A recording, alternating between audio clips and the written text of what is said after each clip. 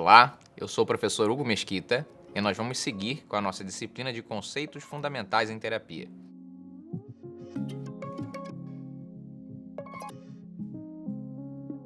Nesta aula, a gente vai se debruçar sobre os fatores comuns em psicoterapia. A gente está acostumado a lidar com aqueles chamados fatores específicos, ou seja, quando a gente estuda uma abordagem, a terapia cognitivo-comportamental, as abordagens psicodinâmicas, como a psicanálise, a gente está acostumado a ver ali as técnicas que são indicadas por aquelas escolas de psicoterapia, tá? Essas técnicas são as intervenções que são específicas de cada abordagem. Então, quando a gente fala de fatores comuns, nós estamos nos referindo a todo um conjunto de fatores que interferem positiva ou negativamente, mas que interferem significativamente no progresso de uma psicoterapia, nas mudanças que você vai enxergar no seu paciente, mas que não são específicos de nenhuma abordagem. Ou seja, eles são próprios daquele tipo de relação humana que se funda ali no setting terapêutico. Então, nessa aula, a gente vai estudar esses fatores, como que surgiu a pesquisa sobre eles, e vai entender um pouquinho mais como conhecer esses fatores pode agregar muito na sua prática psicoterapêutica. Vamos lá? Então, nesta aula nós vamos falar sobre fatores comuns. Vamos traçar primeiro um breve histórico do estudo desses fatores comuns. Bom, em 1936, um sujeito chamado Saul Rosenzweig, ele foi um colega do B.F. Skinner, certo? O fundador ali do comportamentalismo radical, behaviorismo radical. E o Rosenzweig, ele tinha uma influência da psicanálise e ele queria testar empiricamente o conceito freudiano de resistência. Inclusive o Freud chegou a respondê-lo, né, dizendo que achava interessante, mas que para ele, de alguma maneira, não fazia diferença porque ele estava certo daquele conceito, certo? Mas o que nos interessa não é tanto os estudos do Rosenzweig sobre a resistência psicanalítica, mas um artigo que ele publica em 36 chamado Some Implicit Common Factors in Diverse Methods of Psychotherapy. Nesse artigo, ele é o primeiro sujeito a levantar a hipótese de que, por trás de toda aquela briga que estava tendo, o que funciona, a psicanálise funciona, ou a psicanálise não é científica, o que funciona é tal abordagem, tal técnica, tal intervenção, ele fala, olha, talvez existam alguns fatores, algumas coisas que nós não estamos considerando, mas que aparecem em quaisquer modelos psicoterapêuticos. Ele chama isso de fatores comuns implícitos, ou seja, eles estão ali sem que nós percebamos, mas que estão influenciando muito mais o processo psicoterapêutico do que propriamente as intervenções das abordagens, tá? Ele argumentou, ele estava incomodado com essa rivalidade crescente nas escolas da psicoterapia. Veja bem, a gente ainda está falando de 36, essa rivalidade ela ainda aumentou muito ao longo do tempo, muita coisa aconteceu. Mas ele achava isso complicado, achava isso pouco científico e uma coisa que poderia remar contra a corrente do progresso da ciência psicoterapêutica, se a gente queria fazer isso de modo científico, ou seja, levar a sério isso como produção de conhecimento que pode ser controlado, verificado. Ele sugeriu que a eficácia dessas abordagens poderia ser atribuída não tanto às técnicas específicas, o que nós estamos chamando de fatores específicos, mas sim a certos elementos comuns a todas as terapias.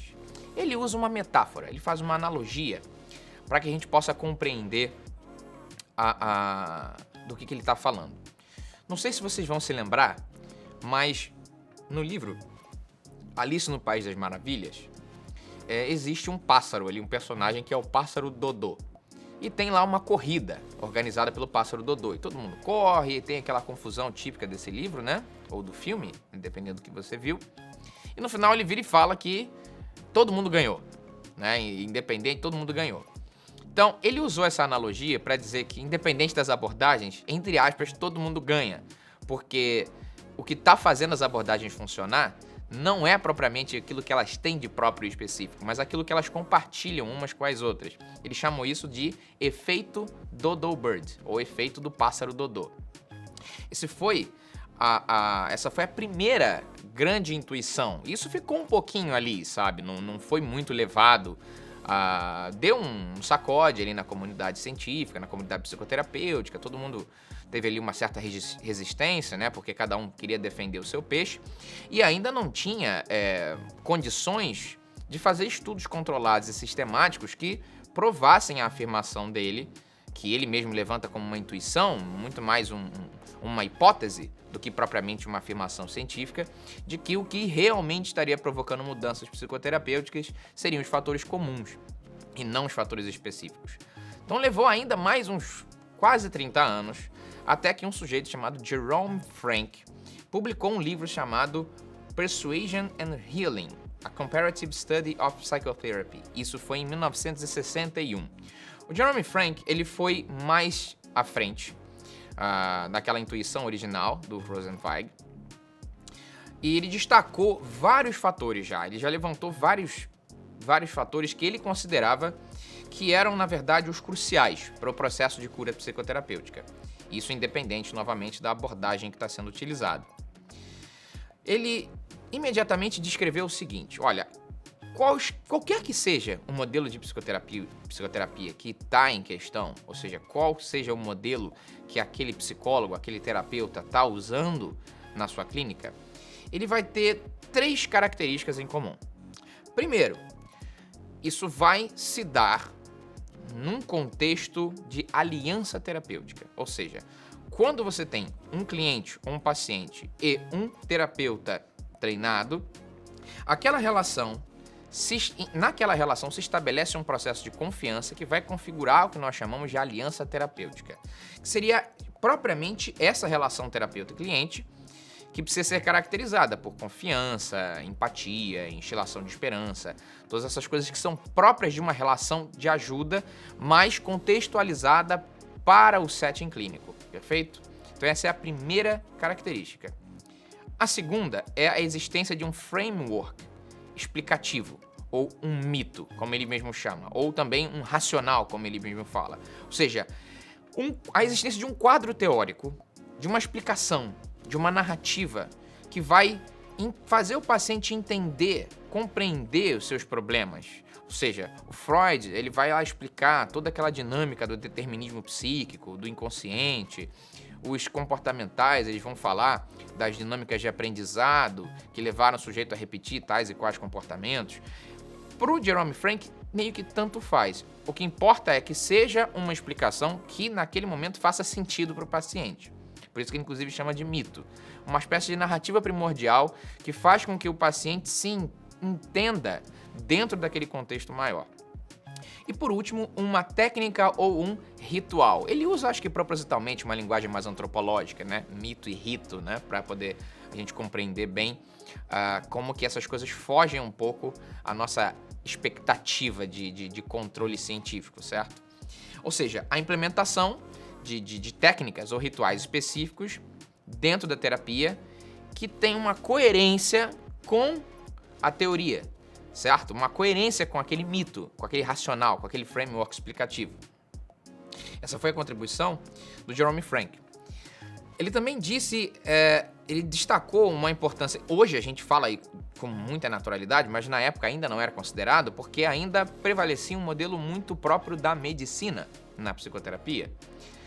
Basta lembrar que a terapia, ela nasce muito mais em contexto médico do que propriamente psicológico. Os psicólogos, no desenvolvimento inicial da ciência psicológica, estavam muito mais preocupados com avaliação e controle e previsão de resultados. A terapia veio da medicina. Veja, Freud era médico, Jung era médico, Frankl era médico, a maioria deles era médico. Então, ele destacou a importância do contexto cultural e social. Ou seja, na verdade, para além daquilo que acontece dentro do setting clínico propriamente dito, existe uma série de fatores culturais, fatores sociais que estão atuando ali. Ele também argumentou que tanto o terapeuta quanto o paciente são influenciados por suas perspectivas culturais, suas respectivas culturas. Isso vai afetar suas crenças, suas expectativas e suas interações dentro do contexto psicoterapêutico. Ele criticou também a tendência de especialização excessiva e de fragmentação em escolas, mais ou menos na linha do Rosenzweig, ou seja, eu vou focar extremamente aqui na minha forma de ver o mundo e não vou considerar as outras, o que vai levar à falta de progresso científico, vai levar ao que a gente vê hoje, que a gente não tem nem elementos linguísticos para ter um diálogo comum entre diversas abordagens psicoterapêuticas. A gente vai ver lá na frente que já existem tentativas de criar isso. Então ele claramente criticou isso. E aí, esses são, vamos dizer, aqueles caras que apontaram para o problema e tentaram, por assim dizer, mostrar soluções. A gente também tem algumas intuições já do Carl Rogers lá atrás, na terapia humanista, que falava algumas coisas parecidas com isso, né? Então, algumas coisas que o Rogers falava sobre as características da relação terapêutica foram aproveitadas nisso também. Agora, começar a fazer estudos, isso demorou um pouquinho mais, tá? Estudos sistemáticos. Assim. A gente vê, por exemplo, um estudo que ocorre em resposta à provocação do Hans Eysenck, de que achava que a psicoterapia, na verdade, não funcionava. Então, houve uma grande meta-análise, que foi conduzida por um sujeito de orientação psicodinâmica, né, que foi o Projeto Menninger. E ele mostrou que as terapias funcionam. Esse é um ponto 1. Agora, já em 2001, Lambert e Barley examinaram novamente a eficácia da psicoterapia e eles tentaram quantificar a contribuição de diferentes componentes, ou seja, o que exatamente fez o que melhorar. Porque uma coisa é você dizer, tá, coloquei o cara na psicoterapia, ele saiu melhor. Tá, mas o que exatamente eu fiz para ele sair melhor? Foi o que o Lambert e o Barley tentaram fazer. Então eles analisaram uma ampla gama de pesquisas e dados clínicos, sintetizaram informações, uma pesquisa bem estatística mesmo. E eles chegaram à seguinte conclusão. Aproximadamente 30% do sucesso terapêutico pode ser atribuído aos fatores comuns, não aos fatores específicos, especificamente esses fatores que se dão na relação terapêutica. E identificaram também os outros componentes. As técnicas seriam responsáveis por cerca de 15% dos resultados. Fatores extraterapêuticos, ou seja, fatores culturais, possíveis encontros que o sujeito vai ter, experiências corretivas extraterapêuticas, seriam responsáveis por 40%. E a expectativa e o placebo, que a depender da orientação, vão ser considerados um fator comum ou não, por mais 15%. Então veja bem, numa lógica de 15, 15, 40, 30, 30% é muito relevante e é o dobro da relevância das técnicas específicas, ou seja, a gente não está aqui diminuindo a importância das técnicas, mas está dizendo que é muito importante, talvez mais importante, desenvolver e treinar, capacitar os terapeutas a atuarem conforme esses fatores comuns e promovê-los ali, compreender o que está acontecendo a partir deles. Norcross e Wampold, tá? Esses são nomes que vocês devem escutar mais, porque são sujeitos muito importantes, estão vivos e estudam muito esse tema, tá? Em 2011, também fizeram uma análise extensiva de dados de diversas fontes para tentar entender o papel da aliança terapêutica. E eles encontraram uma relação robusta e consistente entre a qualidade da aliança e os resultados terapêuticos. Ou seja, quando a aliança terapêutica é forte, os resultados da terapia tendem a ser melhores, ou seja, uma ênfase aqui na aliança terapêutica, o que reforça a ideia de que a psicoterapia vai além da aplicação de técnicas, de que ela, além de ciência, é também uma arte que envolve a criação de um espaço seguro, um espaço de confiança, onde os clientes vão se sentir compreendidos, vão se sentir validados, vão se sentir apoiados, você vai ter um ambiente em que a terapia pode acontecer. E o que, obviamente, como eu disse, não vai diminuir a importância das técnicas terapêuticas, mas ela vai colocar as técnicas dentro de um contexto mais amplo, de um contexto mais profundo. Eles concluíram pela universalidade da aliança terapêutica, ou seja, perceberam que, independentemente de uma abordagem cognitivo-comportamental, psicodinâmica, humanística ou outra, essa aliança terapêutica, ou seja, a qualidade dessa aliança terapêutica, permanece o fator crucial para o sucesso psicoterapêutico, tá? É a universalidade da aliança terapêutica, o que vai sugerir que os princípios subjacentes à construção de uma boa aliança são aplicáveis em diferentes modalidades de psicoterapia. Independentemente da abordagem, precisaremos tomar conta desses fatores e construir bem essa aliança terapêutica, que é por assim dizer, o fator comum chave, o fator comum mais importante do qual depende todos os outros, ok? Temos também, em 2019, mais recente, a terceira edição do livro Psychotherapy Relations That Work. Esse livro, que foi organizado pelo Norcross, tá? John Norcross, ele representa um marco, tá? Porque ele foi uma pesquisa, ele é baseado numa pesquisa bem estatística, bem matemática, para avaliar propriamente a eficácia dos fatores comuns em psicoterapia. Ele compila e analisa extensivamente várias pesquisas. Ele é rico em meta-análises. Ele foi todo montado em cima de meta-análises e análises sistemáticas para avaliar os aspectos relacionais da psicoterapia. E assim ele oferece uma perspectiva abrangente, muito detalhada sobre o que efetivamente funciona nas relações terapêuticas. O foco principal do livro é explorar como diferentes aspectos da relação terapeuta-cliente, ou seja, os fatores comuns, contribuem para o sucesso da psicoterapia. Ao invés de se concentrar exclusivamente em métodos ou técnicas específicas, ele vai destacar a importância de dimensões interpessoais e relacionais na terapia. Essa abordagem ela é fundamentada na premissa de que, independentemente da escola ou técnica, a qualidade da relação terapeuta-cliente é um determinante crucial dos resultados terapêuticos. Obviamente, ali existe um compromisso, o pessoal hoje gosta muito, né?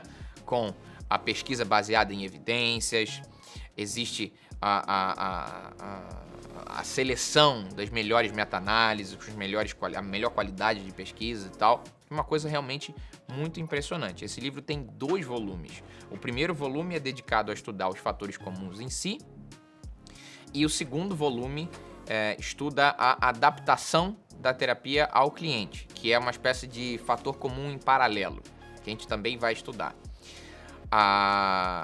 E ali não é um livro tão chato como parece, tá? Porque na verdade ele traz vinhetas clínicas, traz uma série de coisas assim. É bem interessante mesmo.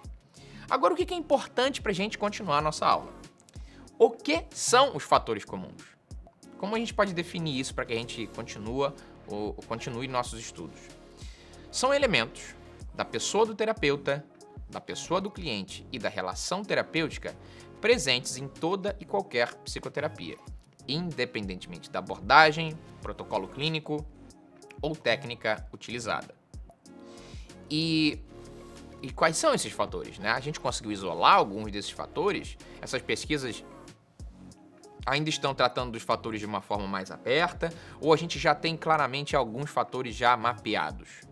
Bom, eles giram sobretudo em torno da relação terapêutica, como a gente já disse, e os mais estudados são a aliança terapêutica, o consenso sobre os objetivos da terapia e a colaboração, a empatia, a consideração positiva e apoio positivo, congruência e genuinidade, a relação real. Importante destacar essa relação real, porque em escolas psicanalíticas, por exemplo, não é propriamente a relação real que importa, mas é a relação transferencial, em que o sujeito está, por assim dizer, repetindo modelos relacionais que ele já desenvolveu antes em relações objetais anteriores, repetindo no terapeuta. Mas aqui, o que está falando é a relação real, ou seja, aquele terapeuta e aquele paciente, não o papel que eles representam.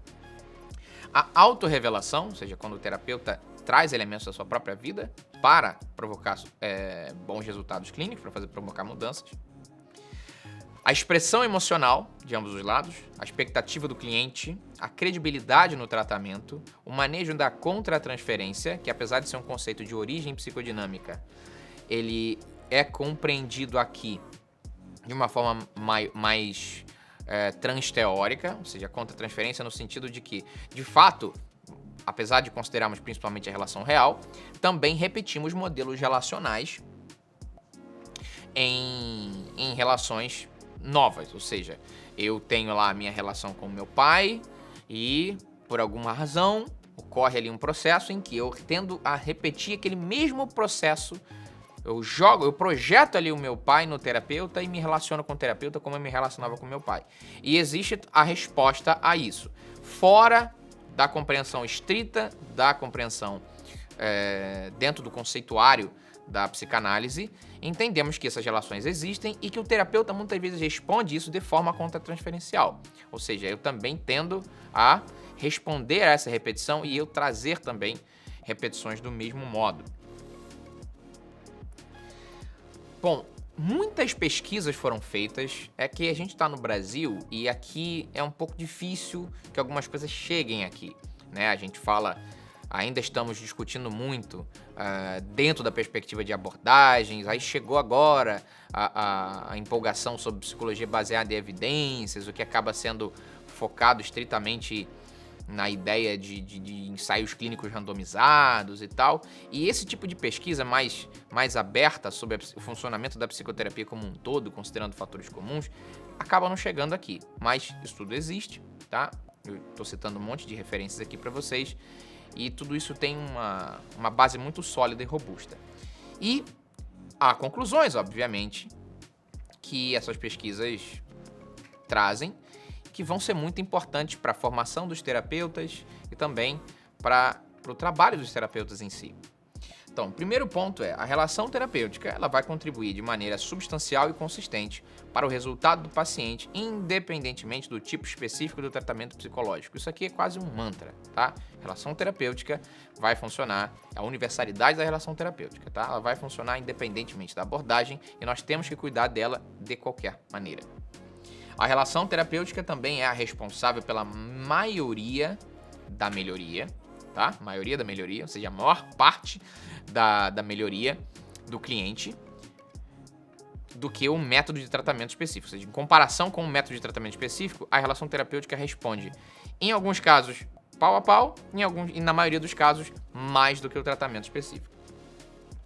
As diretrizes de prática e de tratamento devem abordar explicitamente comportamentos e qualidades do terapeuta que promovam uma relação terapêutica facilitadora. Ou seja, devemos treinar os terapeutas para que eles saibam construir uma relação terapêutica de qualidade. Esforços para promulgar melhores práticas e tratamentos baseados em evidências. Ou seja, lembra que a gente aqui comentou por alto sobre a psicologia baseada em evidências.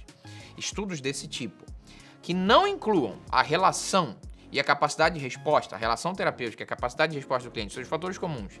Esses estudos vão ser seriamente incompletos e potencialmente enganosos, porque eu não estarei considerando fatores que respondem, como os estudos mostram, pela maior parte dos resultados. Então eu vou levar a conclusões equivocadas no que se refere à psicoterapia baseada em evidências.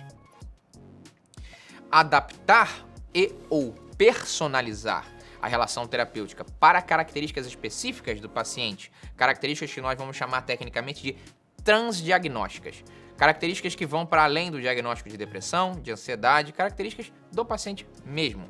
E essa adaptação aumenta a eficácia do tratamento. Adaptar o tratamento também a essas características vão promover para resultados de longo prazo. Perfeito?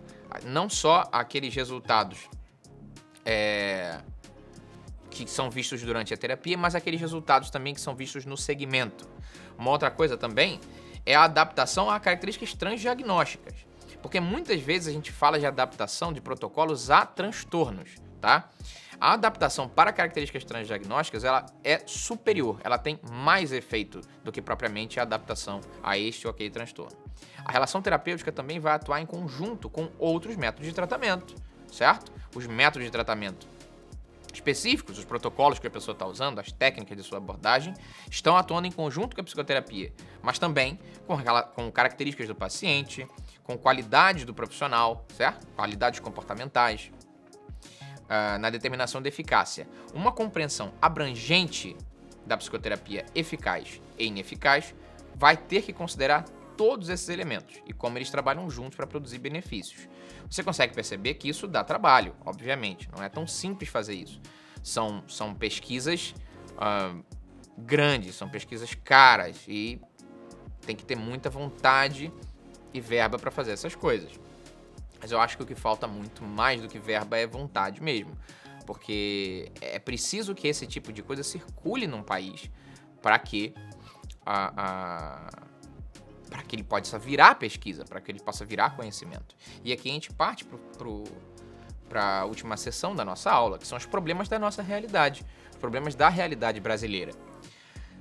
O principal problema aqui é o foco da formação em um modelo específico. Ou seja, muitas faculdades, a maioria delas vai te oferecer uma formação meio que generalista. Você vai estudar um pouco de história da psicologia, aí, a depender da abordagem dos professores, eles, nos estágios supervisionados e nas aulas específicas de técnicas de intervenção psicológica, eles vão acabar focando naquela abordagem que ele tem conhecimento, a abordagem que ele domina, a abordagem que ele tem prática. Então, em algumas faculdades não é nem assim. Em algumas faculdades você seleciona, mais ou menos no início da faculdade, qual o modelo que você pretende seguir e você vai finalizar a sua formação toda ali baseado naquele modelo. Existe pouca ou nenhuma comunicação entre os praticantes de diferentes modelos, ou seja, em regra, psicanalista fala com psicanalista, behaviorista fala com behaviorista, humanista fala com behaviorista. Se você construir aqueles guetos, de formação, que parece que cada um faz o que quer e não deve satisfação à comunidade científica, à população, dos resultados daquilo e de... Bom, se você faz, por exemplo, um concurso para uma prefeitura, ninguém está perguntando se você é behaviorista ou psicanalista, ele está perguntando se você é psicólogo, por exemplo, tá? Claro que nós estamos falando com psicoterapeutas em geral, mas só dando um exemplo. Ninguém está querendo saber se você está isolado da sua comunidade e não está nem aí, só ficou estudando os livrinhos da sua abordagem ali. As pessoas estão preocupadas com o resultado, e é importante que a gente se preocupe com isso, da maneira mais correta. Desconhecimento geral das pesquisas em psicoterapia. Como eu falei, no máximo o que tem aqui é essas discussões focadas no que nós chamamos de psicologia baseada em evidências, que novamente, aqui no Brasil, isso acabou se tornando um termo um pouco equívoco, porque quando a gente fala de psicologia baseada em evidências, tudo isso que a gente está falando é isso também. Só que aqui no Brasil acaba que só se fala em psicologia baseada em evidências no sentido de redução de sintomas, modelo médico e ensaios clínicos randomizados. Então é uma outra abordagem que tem protocolos específicos para essas coisas que acaba se destacando, tá? Ou seja, existe a ideia de que a gente tem que adotar o modelo da medicina, e a própria medicina já está discutindo muitas vezes esse modelo, e falar, não, é depressão, então é depressão, então você vai tratar daquele jeito ali. Então você faz pesquisas pensando exclusivamente naquilo, partindo de um desconhecimento geral sobre tudo isso que a gente está falando aqui. Obviamente, existe um desconhecimento sobre os fatores comuns. Isso é importância. Você muitas vezes fala sobre isso, as pessoas, do que você está falando? Olha, se não me falha a memória, acho que só tem um livro aqui no Brasil que fala sobre os fatores comuns, mesmo assim são uns 2 ou 3 capítulos, que é o livro do Aristides Volpato Cordioli, que é um psiquiatra, que se chama Psicoterapias, Abordagens Atuais. E ele fala um pouco sobre essas coisas. Até onde eu sei, é o único, tá? Desconhecimento sobre propostas sérias de integração. Ou seja, existem discussões sérias sobre modelos integrados de psicoterapia, tanto que a gente oferece uma pós-graduação em psicologia clínica e não em uma abordagem específica. Nós estamos aqui entendendo essa área de atuação como um todo conjunto. Eu entendo que se faz ciência assim, não dá para separar em guetos e ninguém se comunica. E por fim, há uma dificuldade grande de acesso à discussão científica que ocorre fora do país. Um exemplo, aquele livro que eu comentei lá atrás, o Psychotherapy Relations that Work, ele está já na sua 3ª edição. Essa 3ª edição foi lançada em 2019 e ainda não temos uma tradução para o português, tá? E eu considero isso uma falha séria. Queremos trazer o melhor que vem sendo discutido lá fora e o melhor que a gente encontrar aqui no Brasil também, para que vocês compreendam de fato o que faz de um psicoterapeuta um bom psicoterapeuta e quais são os fatores envolvidos. Tá bom? Então, na próxima aula, nós vamos continuar nosso itinerário sobre os conceitos fundamentais da psicoterapia e ainda provavelmente vamos ver uma ou outra coisa aqui que nós falamos, mas de modo mais aprofundado.